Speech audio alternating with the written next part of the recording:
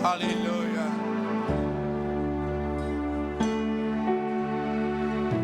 Your name, I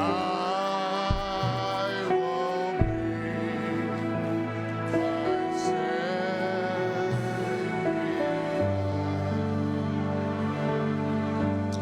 Hallelujah. Kom ons gee die Here weer 'n goeie prys. Halleluja. Is jy bly om in die huis van die Here te wees? Hartlike welkom vanoggend in die naam van die Here in die kerkraad, leadership, extended leadership aan elkeen vanoggend, al ons pastors, Pastor Henry, sy vrou Carol, Pastor Opelt en Juffrou Opelt en al ons dierbare spesiale verwelkoming groete ook aan ons studente. Mersia, goed om terug te wees. Amen. Ons bid dat die Here julle ryklik sal seën en ons weet dat hierdie jaar het soveel challenges. Maar jy moet vanoggend onthou dat die Here wat my tot hier gedra het, is dieselfde God wat my gaan dra tot die einde van my studies. Jy gaan nie opgee nie. Want jy kan nie opgee nie.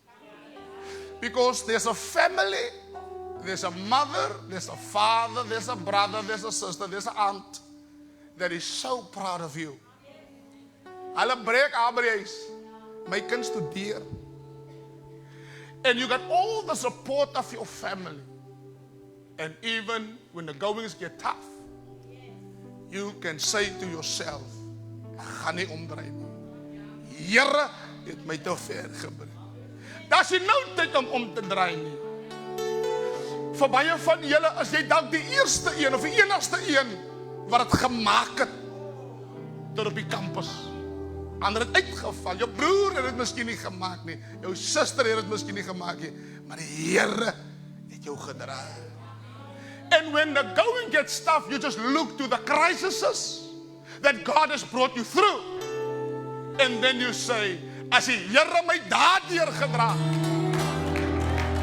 dan kan die Here my verder dra. And whatever gonna come, whatever challenge is gonna come, ek hoor dat hy sê, al praat die mense van my, en al druk die lewe my,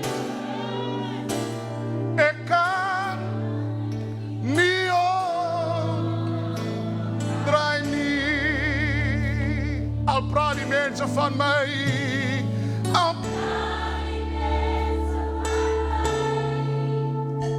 en al druk ek sal nie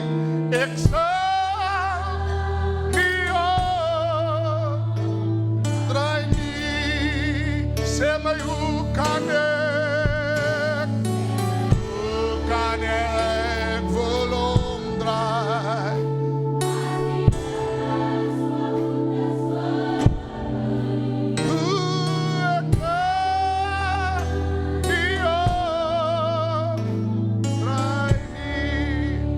Kom ons gee die Here prys. Halleluja. It's good to be in the house of the Lord, to be refreshed. Enige persoon vanoggend hier, anybody here that has gone through a difficult week, jy het 'n moeilike week gehad, staan op. Jy het 'n tawwe week gehad, staan op jou voete. Oh! Halleluja. Praise die Here. Nou julle is ons eregaste vanoggend. Die Here het julle deurgedra, my broer. You may be seated. Amen. Praise the Lord. Without any further disruptions, let's go to the Word of God. Last week I spoke on invitation to gain understanding. An invitation to gain understanding. Now this morning I'm going to speak on the same topic, an invitation to gain understanding. But let me give you just this morning, I'm going to speak on the benefits of accepting the invitation. So when you get an invitation, almal van ons het al uitnodiging gekry na iets, 'n party of 'n ding. So there are certain things on the invitation, like the date, the time, where the party is going to be, and then there are certain requirements, like is it all black party, all white party, then it means that you must dress up in white or in black. or whatever color scheme there is. And then the other thing is there's also a sign that says you can bring, we need money, or bring a small present or a small gift of love will do. But if I accept the invitation, I must have a choice now. I can say yes or no. Then there's a RSVP, so you must reply before a date that you will attend the gathering. Secondly, I'm going to speak on the benefits. So I can only enjoy the benefits of the invitation if I attend the party. Is that correct? If I go to the party except that I can enjoy the food, the conversations, the atmosphere and everything. Nou kry ek dat iemand wat nie by die party was en sê, "Bro Brian, was jy genooi?" Ek was genooi, maar ek was nie daar nie. Dan sê ek vir die persoon, "Jy het hom uitgebus." So if I do not accept the invitation, I cannot benefit from what was given to the guest. And this morning, as God extends an invitation to us, we have then the decision, I'm going to accept it or I'm going to not accept it. But if I accept God's invitation, then only I can eat the benefits. I cannot enjoy the benefits if I do not accept the invitation from God. So we're going to speak on this morning on the benefits. There's benefits in receiving the invitation from God. Father, ek dank U vanoggend. I pray that you will bless the word. I pray that you will speak through me. I pray that you will touch every heart this morning. Even those that are listening and watching through live stream this morning, I pray a blessing and favor of God upon their lives. I pray that you speak to us this morning. I pray that the word who has the power and the ability to change, to transform, and to deliver and to set free, that power of the word will be displayed upon your word this morning in the mighty name of Jesus. Die kerk van die Here sê, Amen. Matthew 11 verse 28 verse 30. If you did not bring your Bible, you can follow the Afrikaans scripture on board. I will read from the Amplified Bible in Matthew 11 verse 28 and 29 and 30. Come to me, all who are weary and heavy burdened by religious rituals that provide no peace, and I will give you rest, refreshing for your souls with salvation. Take my yoke upon you and learn from me, following me as my disciple, for I am gentle and humble in heart, and you will find rest, renewal, blessed quiet for your souls. My yoke is easy and my burden is light. The first benefit that you and I receive when we say yes to the Lord is we find rest for our souls.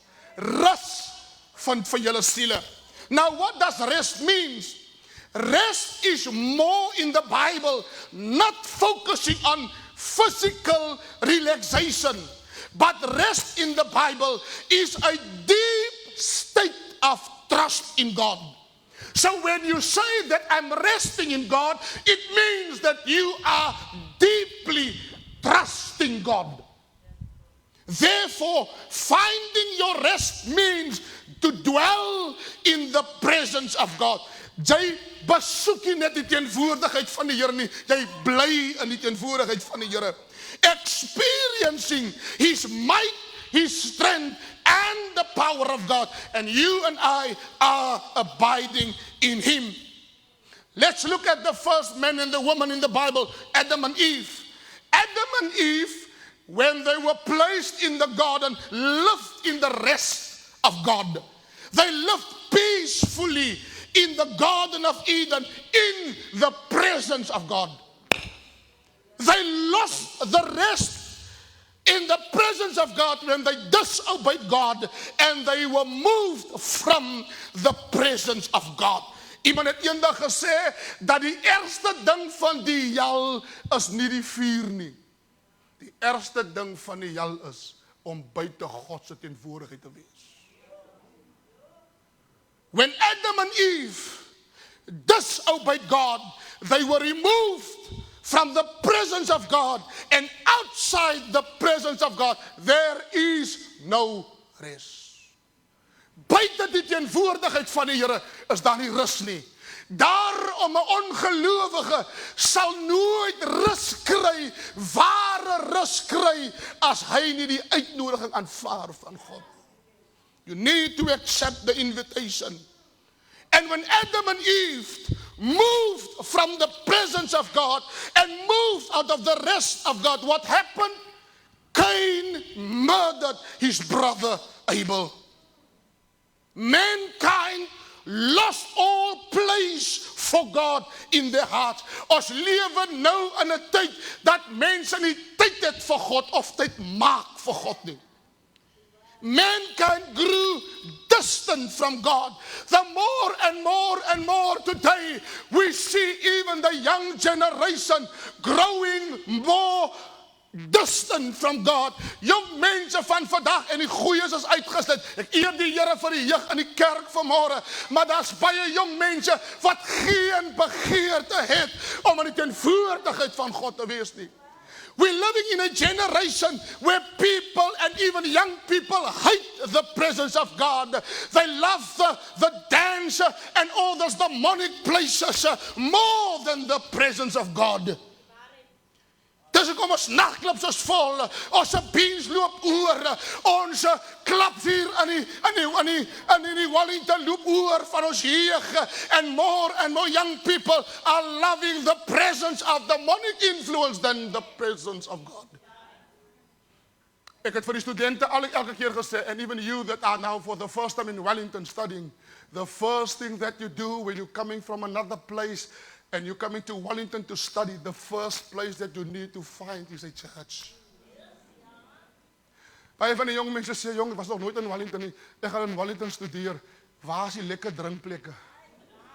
Waar is die clubs? Waar kan nou mense lekker die goed kry? En the first thing that you need, waarmee sal die jongeling? Sy pat sy vrou.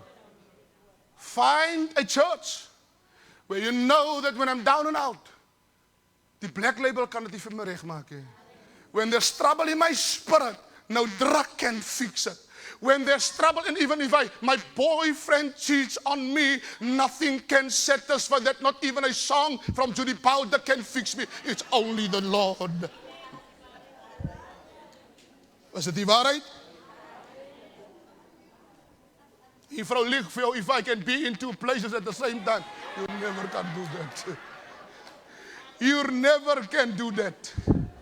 Only God can be all everywhere in what time. Mankind grew distant from God. Men became arrogant, selfish, cunning, and evil, and openly make themselves enemies of God.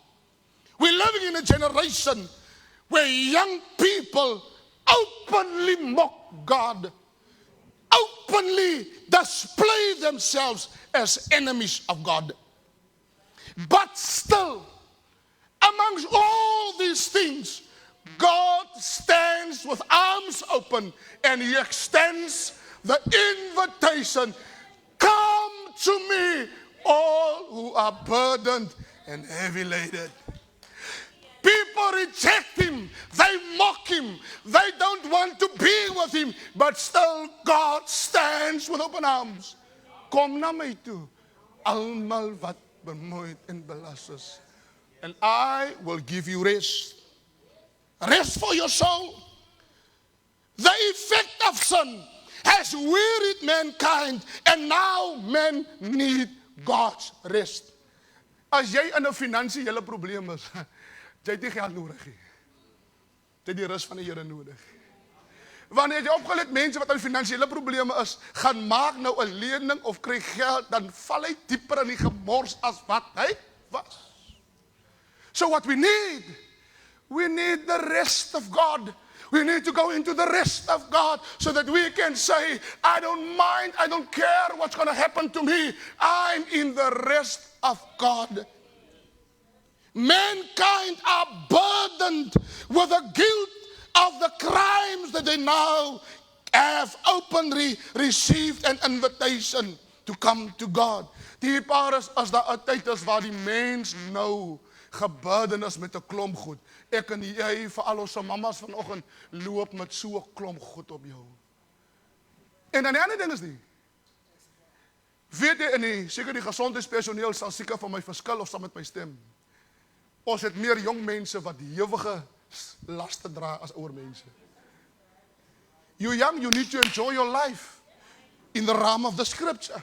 Maar as jong mense wil selfmoord pleeg, as jong mense is gebik, hulle is depressed, hulle drink pille, hulle het al die klomp goed, hulle het migraines op migraines, en hulle is worries op worries. You need to enjoy your life. That's what the Bible says in the realm of scripture. Maar ons sit vandag met 'n jeug wat meer probleme het as groot mense.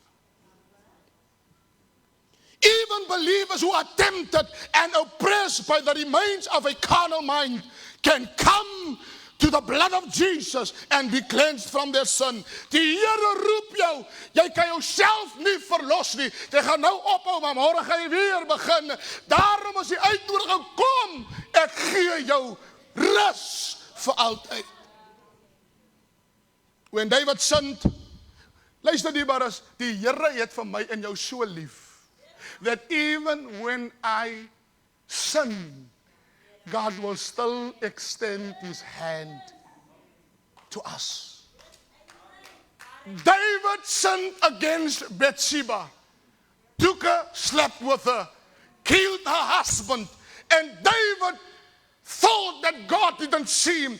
And while David was sitting, God knew that David were in a position of moving outside of the rest of God. And God sent Nathan the prophet unto David, and Nathan said unto David, you are the man. Wat het David gedoen? Hy was nie arrogant nie. David sê, ek het teen u, o Here, het ek alleen gesondig. Wat bid David? David bid en sê, he says, Lord, do not take your Holy Spirit from me. He says, do not cast me away from thy presence. Why did David pray, do not cast me away from thy presence? Because David knew outside of the presence of God, there is no rest.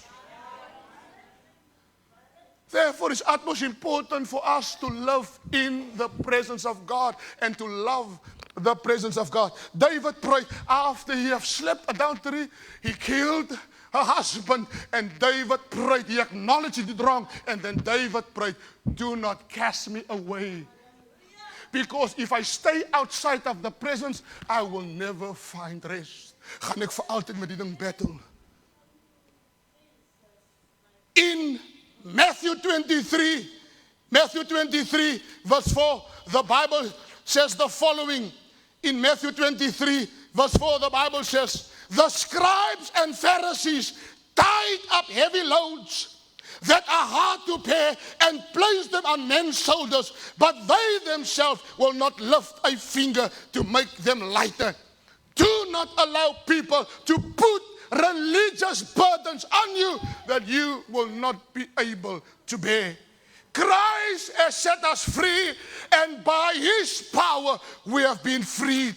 Hallelujah. Then David writes in Psalm 116 verse 7, he says, return unto thy rest, O my soul, for Jehovah has dealt bountifully with thee. David said, I have sinned, and I want to return to the rest in Christ. I want to come back to the presence of God. Because outside of the presence of God, Psalm 160 verse 7 says, return, O my soul. David cries, I want to come back. The chorus that we sang was the chorus that say, I want to come back to the heart of worship. It's all about you. Number 2, peace. Peace with God. Number 1, rest. Number 2, peace. I'm just going to do 3 this morning. Peace means far more than the absence of conflict. Baie mense sê, ek het nie probleme in my huis nie, ek is rustig in my lewe, nou het ek vrede. Dis nie vrede nie. Vrede is nie net die abstract van conflict nie. Peace is more deeper than that. Peace is wholeness, completeness, soundness, and health. It means to be in a state of total well-being, harmony, and most importantly, in the right relationship with God. Therefore, you must have a right relationship with God. Wanneer die Here met my praat, dan luister ek. As God my aanspreek, dan vat ek die vermaning, dan bely en ek bekeer ek. Ek gaan nie aan met my gemors in die geheim en niemand sien dit nie. I want to have a right relationship with God. Want kom ons kan nie onsself voel nie. Ek kan mos dinge vir julle wegsteek, maar God sien alles. Even every thought that comes into my mind, God is. God weet, He knows. So that I can fool people, but I cannot fool God.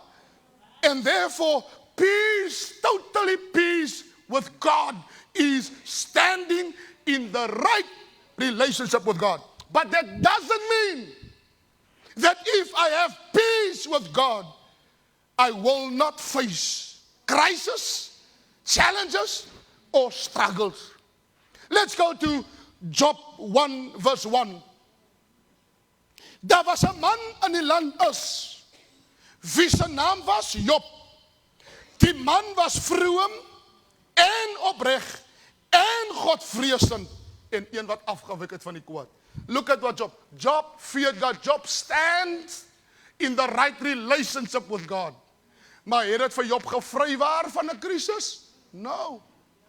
Daarom is eintlik 'n leuen as iemand na die Here toe kom om vir daai persoon te sê, nou gaan jy nooit jou probleme kry nie. It's a lie. It's a lie. The day you decide to accept the invitation, is die dag wat die hel losbreek in jou lewe. En wat die duiwel met al sy mag vir jou aanval. Job sê, hy's vroom en opreg. Job lived in complete peace with God. Job se fokus was nooit op wat hy gehad het materialisties nie. Job se rykdom het binne in sy hart gelê en in sy siel gelê. Ek het vrede met God. Now, if you have peace with God, then you can lose anything. Or you can lose everything. But if you have peace with God, you will still stand. Job stated, after he'd lost everything, he had peace in the midst of the storm. In Job 22 verse 21, Job roep uit in sy krisis, die probleem is erg. In Job 22 vers 21, wat sê Job? Sluit tog vriendskap met hom, sodat jy vrede kan hê. So, Job have lost everything. He have lost everything. Job roep uit, hy sê, sluit tog vriendskap. Hoekom? Hoekom moet ek vriendskap sluit met God? Dat ek vrede kan hê. Job was nie bekommerd oor my kinders en my goed wat ek verloor het nie. I do not pursue material things. I want have peace. Can I tell you this? Can I tell you this? Dat is die probleem met baie van ons gelowiges. Do not seek outcome. Seek peace. As ek en jy in 'n probleem is, dan sê ons, Here, wanneer gaan die goed ophou? Here, gee tog uitkoms. Job leer ons, do not pray for outcome. Pray to have peace with God. Luister, die openbaring en diening is, as ek vrede met God soek, en die probleem raak erger, dan soek ek die uitkomsie, ek soek vrede, want as ek vrede met God het, dan kan die storm nog maar 10 jaar aanhou. Ek gee nie om nie, ek het vrede met God. Dan kan my kind maar nog 'n 5 jaar drugs roek. Dan kan my huwelik maar nog nie mekaar raak. Ek het vrede met God. En as ek vrede met God het, dan is my fokus nie op die uitkomsie, my fokus is op vrede.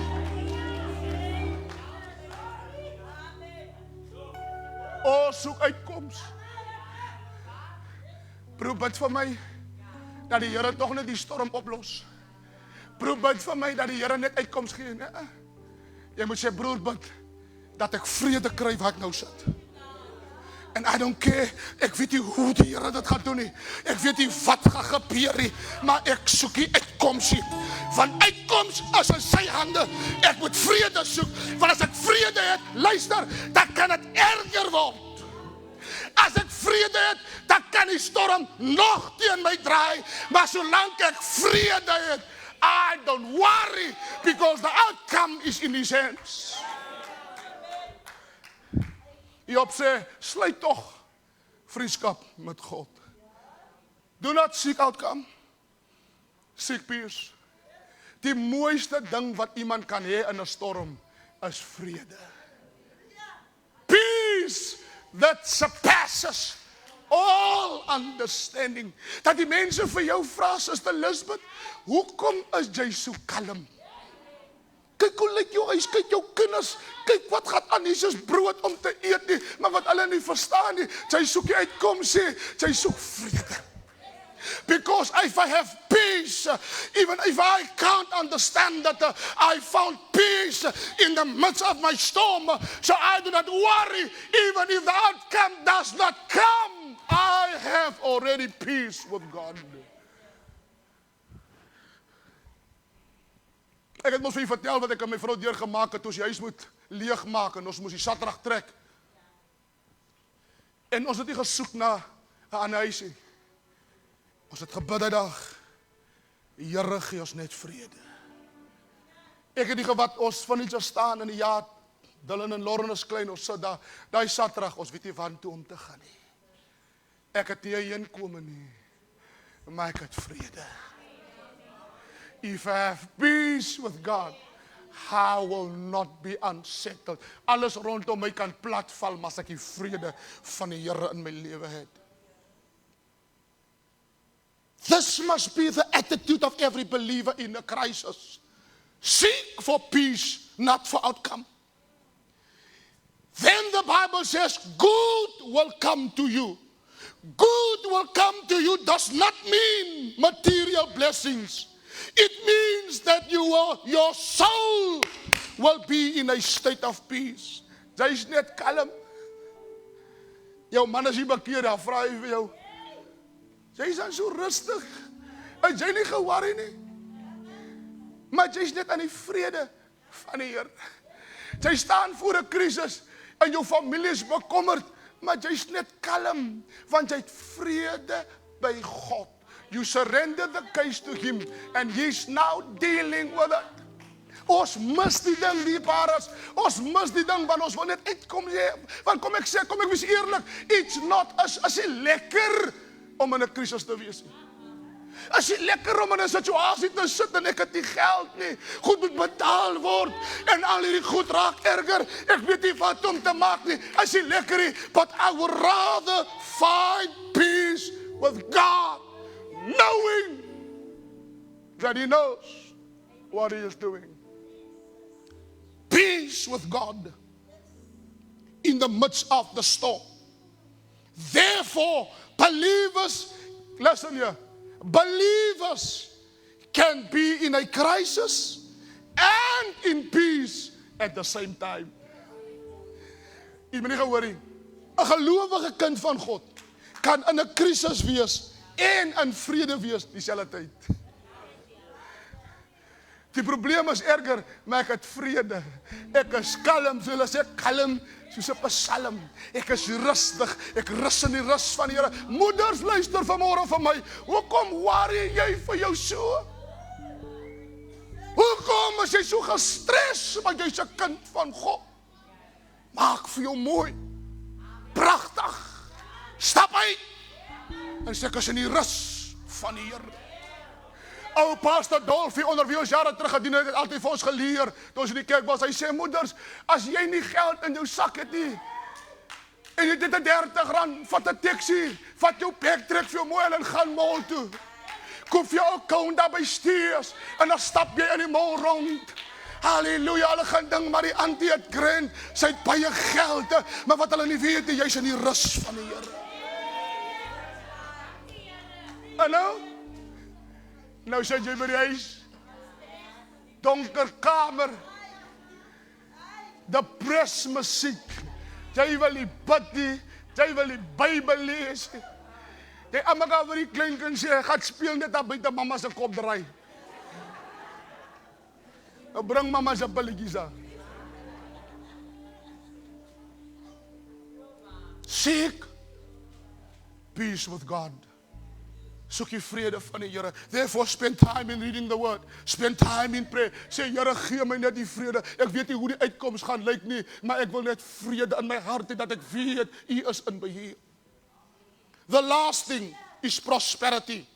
Prosperity is a state of wholeness and a deep connection with God rather than just material blessings. Vandag sê hulle, prosperity is net die geld en die huis en die kar. That's not prosperity. Geliefdes, 3 Johannes 1 vers 2 sê, ek wens dat dit met jou goed in alles mag gaan, dat jy gesond is en dat dit met jou siel goed sal gaan. And many preachers preach about the scripture focusing only on physical blessings rather than prosperity of the soul. Ek kyk gisterand YouTube boodskap van 'n ou wat preek. And this pastor called out one of the leaders in the house.